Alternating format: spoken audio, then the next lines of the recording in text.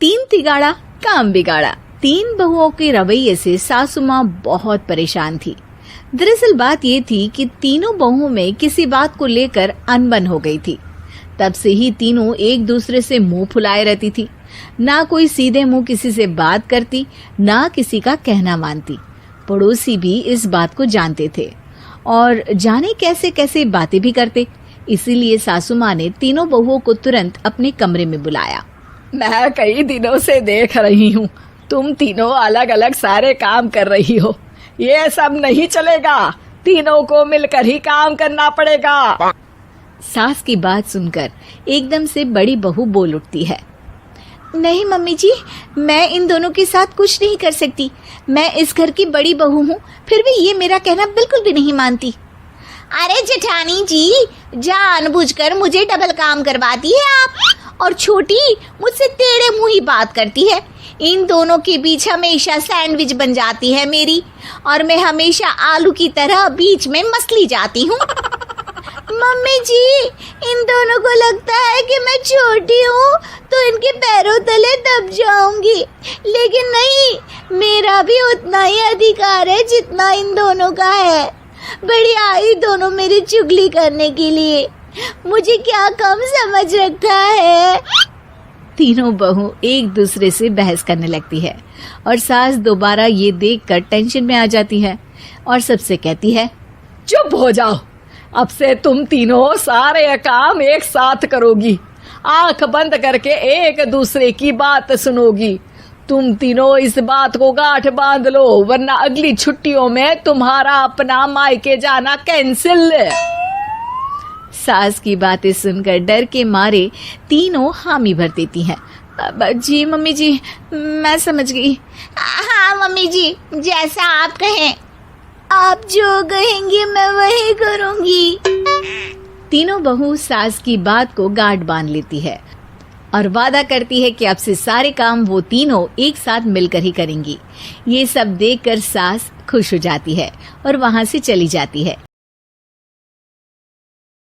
नीचे जाकर वो देखती है कि घर में शर्मा जी आए हुए होते हैं। सास जोर से आवाज लगाकर कहती है, अरे बहू, जरा चाय बनाकर तो लाना, शर्मा जी आए हैं।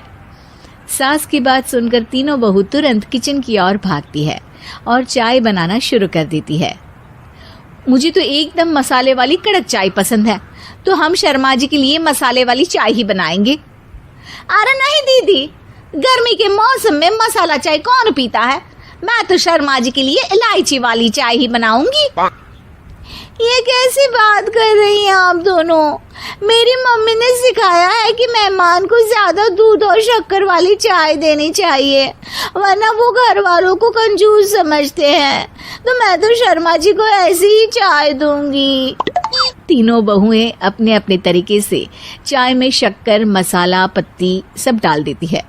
उबलने के बाद तीनों मिलकर चाय बाहर लेकर जाती है और शर्मा जी और सासू माँ को देती हैं। चाय पीने के बाद शर्मा जी सासू माँ को देखकर शर्मा जाते हैं और शर्मिंदा महसूस करते हैं कि आखिर उन्होंने चाय पीने के लिए हामी क्यों भरी। सासू माँ भी चाय पीना शुरू करती है और कहती हैं, अरे बहू, ये कैसी चाय बनाई है? चाय है या मीठे दूध की बासुंदी? हाँ, चाय अच्छी नहीं लगी क्या? कोई बात नहीं, हम पराठा बनाकर लाते हैं। चलो चलो अंदर। हाँ चलो। हाँ, आती हूँ मैं भी।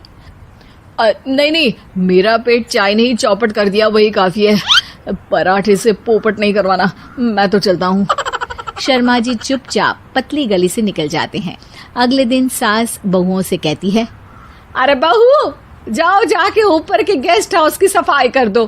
कल हमारे यहाँ मेरे दूर के रिश्तेदार आने वाले हैं, तो पूरे कमरे को चमका देना, समझी? तीनों बहू सास की बात को मानकर ऊपर सफाई करने चली जाती हैं और तीनों कमरे की सफाई चालू कर देती है।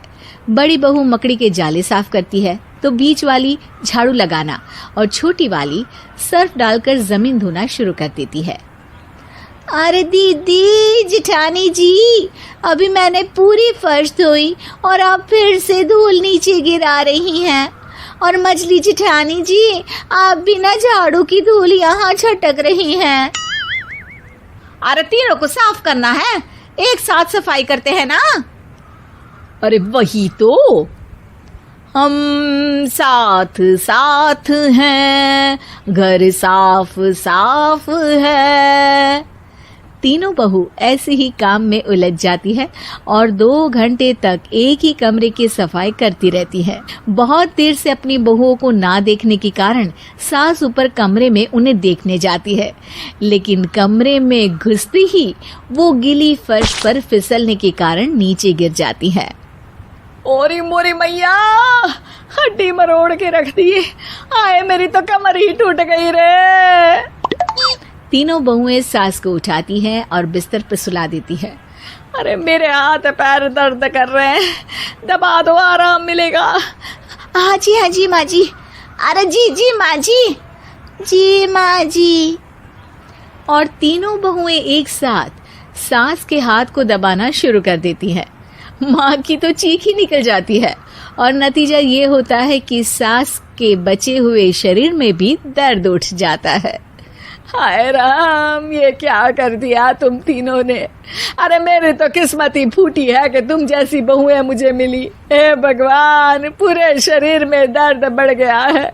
अब तो पता नहीं कि चल भी पाऊंगी या नहीं। माफ करो, मुझे गलती हो गई मुझसे कि तुम तीनों को एक साथ काम करने के लिए बोला। सोचा था तीनों मिलके अच्छे से काम करेगी, लेकिन बड़े बुजुर्ग सही कहते थे कि 3 तिगाड़ा काम बिगाड़ा। तुम लोगों ने ये बात ना आज साबित करके दिखा दी। तुम तीनों को तो समझाना यानी मानो भैंस के आगे बीन बजाना है। तुम्हें अकेले अकेले काम करना है ना, तो अब से तुम अकेले ही अपना अपना काम करो। तीनों बहुएं वहां से जाने लगती है। अरे कहाँ जा रही हो? आप ही ने तो कहा कि अपना अपना काम तो मुझे मुल्तानी मिट्टी लगानी है। अरे मुझे भी तो नेल पॉलिश लगानी है, मुझे ना मेहंदी लगानी है। सास अपना सर पीट लेती है और कहती है, अरे मुझे भी लगाना है कुछ। क्या माँ जी? क्या माँ जी? क्या माँ जी? तुम्हारे घर वालों को फोन तुम्हारी हरकतें बताने के लिए।